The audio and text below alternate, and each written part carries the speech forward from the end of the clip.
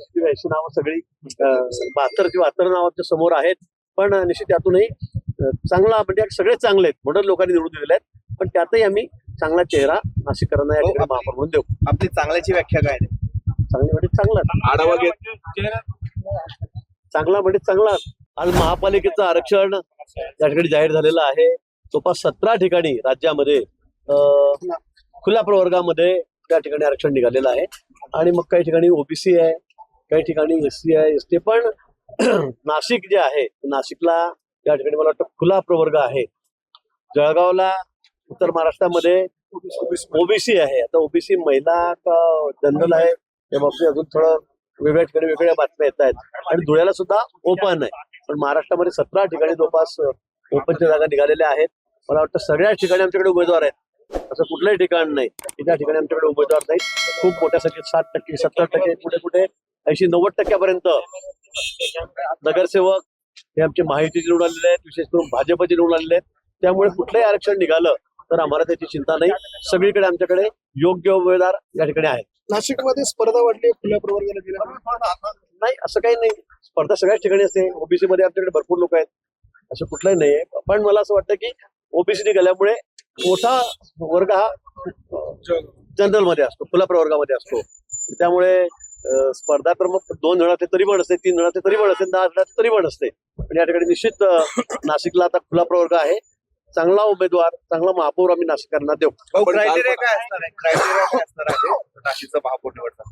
चांगला उमेदवार, चांगला योग्य नगरसेवक जो असेल त्याला आम्ही त्या ठिकाणी देऊ. कारभारी महिला असेल की पुरुष असेल काय कारभारी ते कोणी असू शकतं. म्हणजे कोणी आता खुला प्रवर्ग म्हटल्यावर त्यात महिला पुरुष आपल्याला असं काही निरीक्षण करता येणार नाही. म्हणून पुणे आता आम्ही बघू. आपली आमच्या वरती वरिष्ठांशी चर्चा केली जाईल, कारण नाशिक शहर मोठं आहे. कुंभमेळा यावर्षी या ठिकाणी आहे. तर मला वाटतं सगळ्यांना विचारून, सगळ्यांना नगरसेवकांना विश्वासात घेऊन आम्ही आता महापौर या ठिकाणी निवडू.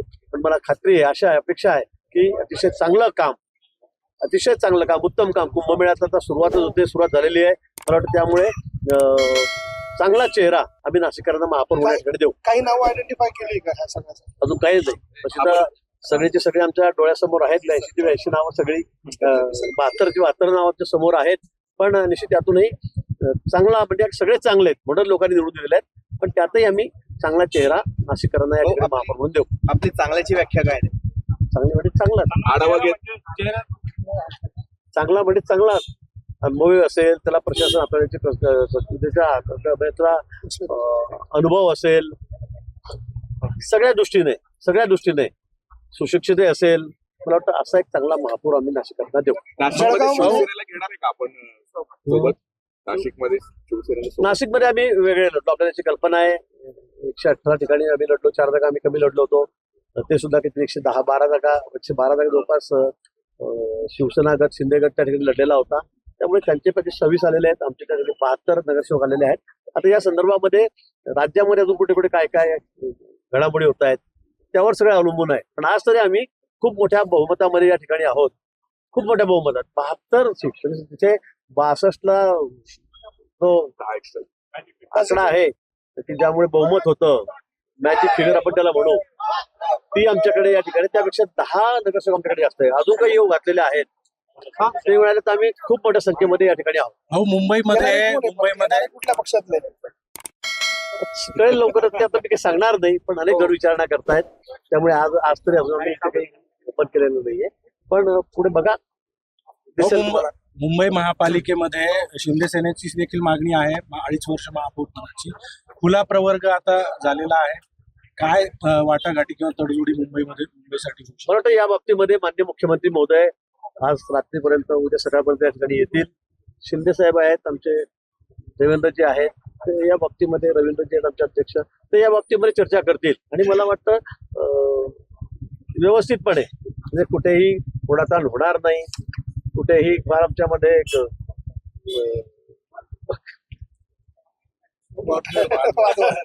वाद होणार नाहीत. निश्चित आम्ही सर्व महाराष्ट्रामध्ये ज्या ज्या ठिकाणी आमची महायुती आहे त्या ठिकाणी आम्ही हा प्रश्न अतिशय व्यवस्थितपणे. नाशिकचा बालेकिल्ला होता. जळगाव सुद्धा आज महिलांसाठी, ओबीसी साठी विशेषतः राखीव आहे. इथे काही उमेदवार चेहरे आहेत का? सगळे जर मी सांगितलं तुम्हाला, तिथे तर आम्ही खूप मोठ्या संख्येमध्ये त्या ठिकाणी आलेलो आहोत. 47 जागा आमच्याकडे अजून 5-7 लोक आमच्यापर्यंत त्या ठिकाणी येत आहेत. 52-54-55 पर्यंत हा आकडा आमच्या ठिकाणी जवळपास जाईल 52-54 पर्यंत. मला असं वाटतं की तिथे आम्ही युतीमध्ये लढलेलो आहोत. मित्रपक्षी आमचं त्या ठिकाणी 22 जागेवर आलेला आहे, 21 जागेवर देखील निवडून आलेला आहे, 21 जागेवर. तर मला असं वाटतं की त्या ठिकाणी आमचं संपूर्ण बहुमत आहे. तिथे काही ओढाताडी खिचडाने आमच्यापर्यंत नाही ठरलेलं आहे. नाशिकमध्ये आज इयर शो झाला. हो. त्या सगळ्या पार्श्वभूमीवर खरं तर प्रशासनानं जोरदार तयारी केली होती. भारतातला हा दुसरा होता. बघून काय वाटलं? अतिशय चित्तथरारक असा शो म्हणजे नाशिककरांना खरं म्हणजे परवडीच होती. हे असं पहिल्यांदा असा शो ज्या ठिकाणी झाला, मागे अनेक शहरांमध्ये मोठ्या हा शो झालेला आहे, पण नाशिकमध्ये उत्तर महाराष्ट्रात पहिल्यांदाच हा शो या ठिकाणी झालेला आहे. आज नाशिककरांना खरं म्हणजे डोळ्याची पारणं फिटावी असा हा चित्तथरारक शो हा या ठिकाणी झालेला आहे. आणि म्हणून उद्याचा दिवस सुद्धा अजून आहे. मला वाटतं जे घरी राहिले किंवा त्या शो बघितला नाही त्यांनी उद्या सगळ्यांनी हा शो बघायला या ठिकाणी यावं. आता लांबवरून कुठून हा शो दिसू शकतो की याच्यासाठी काही स्पेशल जागा नाही. आता इथे सुद्धा आपण गंगापूर धरणाच्या 7-8 ठिकाणी किनाऱ्यावर 10 ठिकाणी जिथे लोकांना जागा मिळेल तिथे लोक बघत होते, तो तसा दिसत होता. त्यामुळे मला असं वाटतं की सगळ्यांनी उद्या या ठिकाणी गंगापूर धरणाच्या आजूबाजूला येऊन आपण आपापल्या जागेवर त्या ठिकाणी ती आरक्षित करावी. उभं राहून बसून मला वाटतं 75% लोक तर आज उभं राहूनच बघत होते, कोणी बसलेलं नव्हतंच. त्यामुळे मला असं वाटतं की सगळ्यांना मी जाहीर आमंत्रण देतो. खरं म्हणजे विशेष करून विद्यार्थी आहेत, युवा वर्ग आहे, शाळेतले मुलं आहेत, मुलं आहेत, सगळ्यांनी आपापल्या मुलांना पालकांनी त्या ठिकाणी घेऊन यावं. शाळेतले सगळे ट्रस्टी आहेत, प्रमुख आहेत, त्यांनाही मी या ठिकाणी आवाहन केलेलं आहे की आपण सगळ्या विद्यार्थ्यांना शो बघायला या ठिकाणी घेऊन या.